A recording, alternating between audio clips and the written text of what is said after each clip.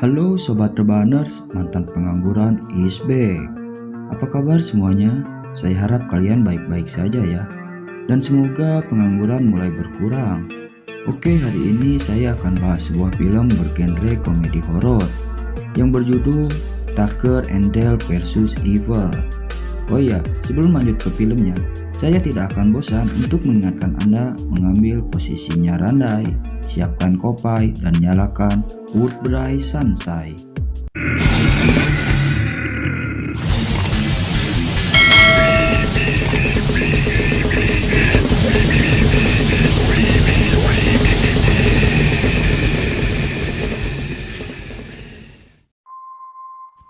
Di awal film, kita diperlihatkannya Ellison dan ke-8 temannya yang akan pergi berkemah. Dan saat temannya yang bernama Chuck sedang keasikan menyetir, hampir saja mereka menabrak kendaraan yang ada di depannya. Tak lama kemudian, mobil yang hampir mereka tabrak pun menyalip dan menatap mereka dengan pandangan menyeramkan tanpa sepatah kata pun. Sehingga rombongan Ellison dibuat merinding. Di tengah perjalanan, mereka berhenti sejenak di sebuah minimarket untuk membeli bir. Lalu Chad dan Ellison memasuki minimarket itu, yang tanpa sengaja mereka malah bertemu dengan pria yang hampir ditabraknya tadi, dan pria itu pun bernama Tucker. Di saat Ellison sedang memilih barang di dalam minimarket, diam-diam ada pria lain yang mengawasi Ellison. Pria itu adalah Dale, yang juga hampir ketabrak rombongan Ellison beberapa saat lalu. Dale dan Tucker mungkin terlihat menyeramkan, tapi sebenarnya itu hanya tampilan luarnya saja ya. Di luar, Dale masih menatap Ellison.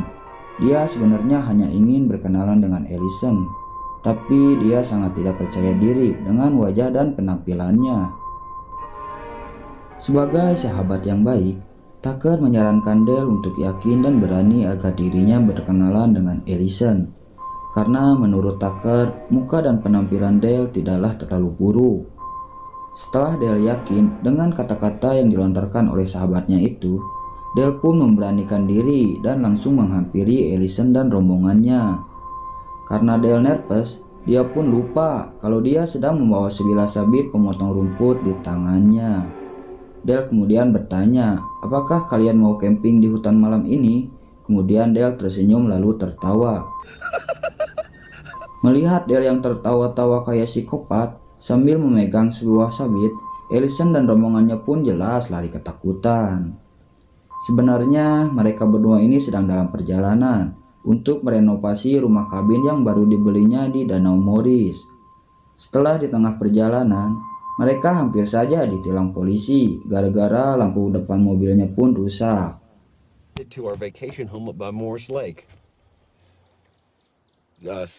Akhirnya mereka sampai juga di lokasi rumah kabin mereka.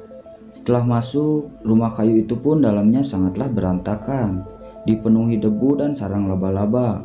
Tapi anehnya ada satu sisi tembok yang dipenuhi dengan potongan koran yang membahas satu kasus pembunuhan berantai yang lokasinya terjadi di dekat rumah tersebut. Saat mengecek seisi rumah, Tucker hampir saja mati konyol gara-gara ada tiang penyangga yang patah. Untung saja dia berhasil diselamatkan oleh Dale.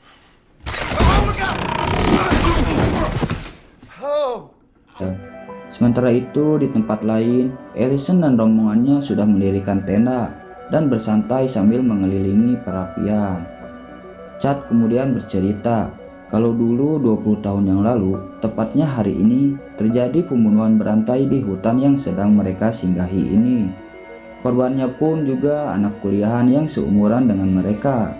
Hanya satu orang yang berhasil selamat dari insiden mengerikan itu, sedangkan jasad korban lainnya tidak berhasil ditemukan.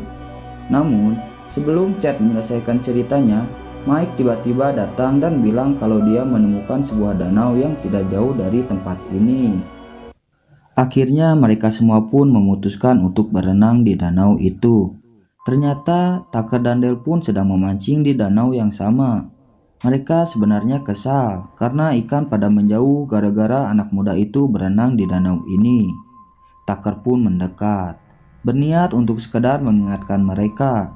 Namun, Ellison yang sedang membuka baju kaget karena melihat mereka berdua dan kepalanya terbentur lalu tenggelam. Dale pun panik dan berusaha untuk menyelamatkan Ellison.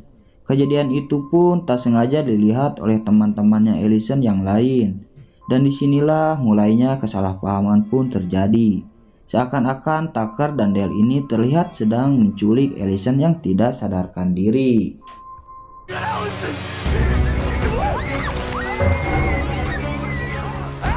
Keesokan harinya, Ellison pun terbangun dengan kondisi kepalanya yang terbalut perban.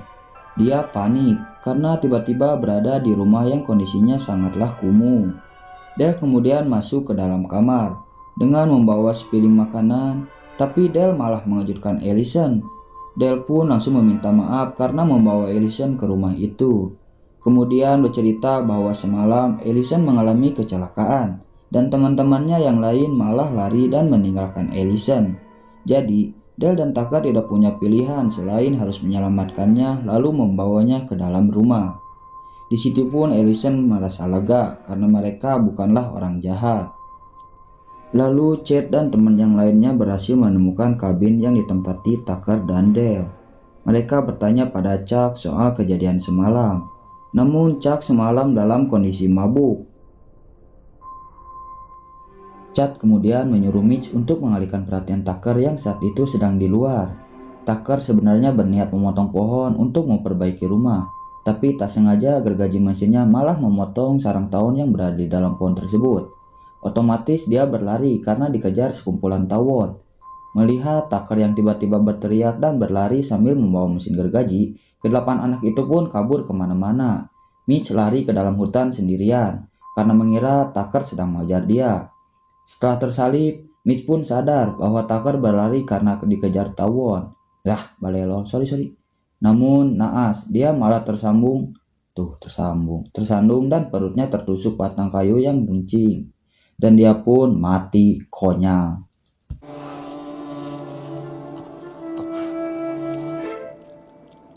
Di dalam kabin, Dale dan Ellison sedang asik bermain monopoli. Tucker tiba-tiba masuk dengan wajah yang bengkak karena diserang tawon. Dia berkata pada Ellison, "Aku tadi lihat teman-temanmu di luar, tapi mereka juga ikut lari karena diserang tawon." Sementara itu, Chad dan 6 teman lainnya menemukan jasad Mitch yang sudah mati mengenaskan. Mereka mengira bahwa Tuckerlah pelaku kematian Mitch. Sesaat kemudian, mereka menemukan pesan yang diukir di batang pohon. Pesan itu tertuliskan, "Teman kalian bersama kami." Lalu, Tucker dan Dale melanjutkan pekerjaan mereka. Ellison kemudian keluar berniat membantu Dale untuk menggali lubang septic tank. Dari kejauhan, anak-anak lain yang melihat kejadian itu mengira bahwa Dale memaksa Ellison untuk menggali kuburannya sendiri. Akhirnya, mereka satu persatu berusaha untuk menyerbu Tucker dan Dale. Dari kejauhan, ada satu anak yang berlari ke arah Dale sambil membawa tembak kayu, maksudnya tombak. Namun, dia tersandung dan malah kena tusuk sendiri, sampai akhirnya dia pun mati konyol. Di sudut lain ada seorang anak yang berlari ke arah Tucker. Sewaktu loncat, dia tidak sengaja malah masuk ke dalam mesin penghancur kayu. Tentu saja Tucker pun kaget bukan main, dan berusaha menolong anak itu. Tapi, Chloe yang melihat dari jauh seakan-akan mengira Tuckerlah yang membunuh anak tersebut. Setelah kembali ke dalam kabin, mereka berdua panik dan berpikir ada yang tidak beres dengan anak-anak ini. Lalu dengan polosnya Tucker mengira kalau anak-anak ini adalah anggota sekte sesat yang berencana bunuh diri massal. Setelah mendapat laporan dari Chuck, tak lama kemudian Sheriff datang ke kabin mereka. Tucker menjelaskan kalau anak-anak ini adalah anggota sekte sesat dan mereka mencoba bunuh diri massal di dalam hutan ini. Sheriff kemudian masuk ke dalam kabin dan memeriksa Ellison yang pingsan terkena pukulan skop Dale. Namun, sewaktu ngobrol, polisi India pun tak sengaja bersender di tiang rumah yang rusak. Akibatnya, kepalanya terkena papan yang dipenuhi paku. Jadi, semua anak-anak tersebut di dalam mobil makin saja salah paham, mengira kalau Sheriff diserang oleh Tucker dan Dale. Chuck kemudian mengambil pistol milik Sheriff, dan saking pintarnya, dia malah menembak kepalanya sendiri. Sungguh mahasiswa yang pintar. Tucker dan Dale pun berlarian ke rumah saat mereka mendapatkan serangan peluru dari Chad. Dale makin emosi setelah tahu kalau Chad menyandra anjing kesayangannya. Dale pun langsung mengambil pistol paku dan menembaki anak-anak itu untuk mengalihkan perhatiannya.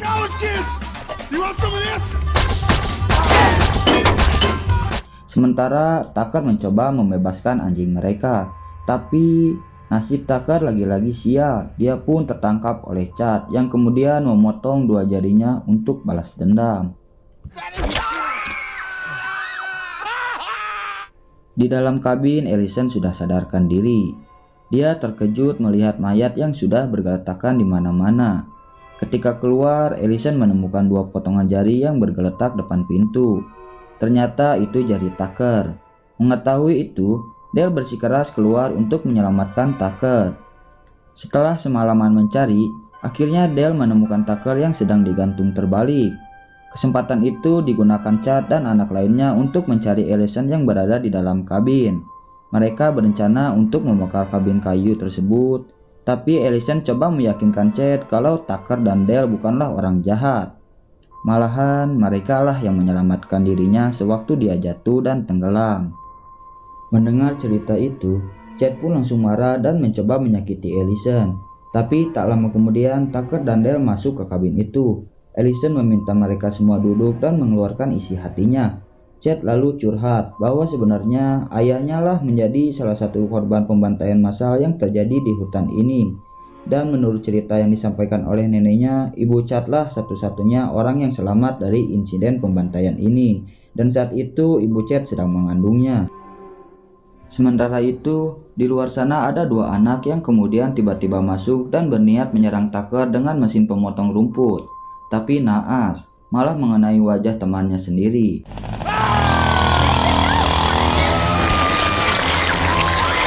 Chad kemudian melempar lampu pijar, tapi juga malah mengenai temannya sendiri. Sungguh strategi penyerangan yang sangat membagongkan. Melihat kekacauan ini, dengan bodohnya Chloe malah sebat dulu. Dia nggak sadar kalau di sebelahnya ada tumpukan tong bahan bakar. Melihat hal itu, Tucker, Dale, dan Ellison berlari keluar secepatnya, dan tak lama kemudian, boom, kabin itu pun meledak lalu terbakar. Awalnya mereka mengira semua ini sudah selesai, tapi ternyata Chad masih hidup dan wajahnya terbakar separuh. Mereka bertiga pun ketakutan dan melarikan diri dengan mobil. Namun dengan kondisi hutan yang gelap dan lampu di mobil tersebut rusak, mereka akhirnya menabrak sebuah pohon. Setelah sadarkan diri, Ellison sudah menghilang dan Tucker tergeletak di pinggir pohon tak jauh dari situ. Dia berkata, kalau Chad mengambil Ellison dan membawanya pergi entah kemana. Tucker menyarankan Dale untuk meninggalkannya dan secepat mungkin menyelamatkan Ellison. Dengan bantuan indera penciuman anjing kesayangannya itu, Dale bisa mengetahui keberadaan Ellison. Ternyata Chad menyekap dan mengikat Ellison di dalam ruangan fasilitas pemotong kayu.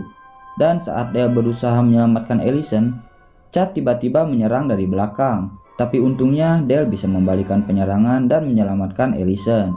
Mereka berdua pun lari ke atas gudang tersebut dan tidak sengaja menemukan sebuah koran lama. Di situ tertuliskan kalau pembunuh yang melakukan pembantaian 20 tahun lalu sudah tertangkap, dan anehnya wajah tersangka sangat mirip dengan Chad. Ellison kemudian ingat akan cerita Chad kalau ibunya sedang hamil sewaktu insiden ini terjadi, dan jasad ayahnya tidak berhasil ditemukan. Akhirnya kebenaran pun terungkap, kalau si pembunuh ternyata memperkosa ibu Chad sampai hamil. Sedangkan ayah Chad itu tidak nyata, karena neneknya mengarang cerita untuk menutupi fakta sebenarnya. Tiba-tiba Chad datang ke atas gudang itu dengan membawa mesin pemotong kayu. Dale langsung meyakinkan Chad kalau pelaku pembunuhan itu adalah ayah kandungnya yang asli. Namun Chad makin marah karena dia nggak rela punya ayah seorang pembunuh. Kesempatan ini pun diambil dan dimanfaatkan Dale untuk menyerang balik, yang menyebabkan Chad terjatuh ke lantai bawah. Di lain tempat, Tucker mendapatkan perawatan medis dan jarinya berhasil dipasang kembali. Walau jarinya ada yang berbeda satu, tapi Tucker tetap senang. Sedangkan Dale sudah percaya diri dan berani mengajak Ellison untuk berpacaran. Dan sudah berani juga untuk beradu congor dengan Ellison. Dan film pun tomat.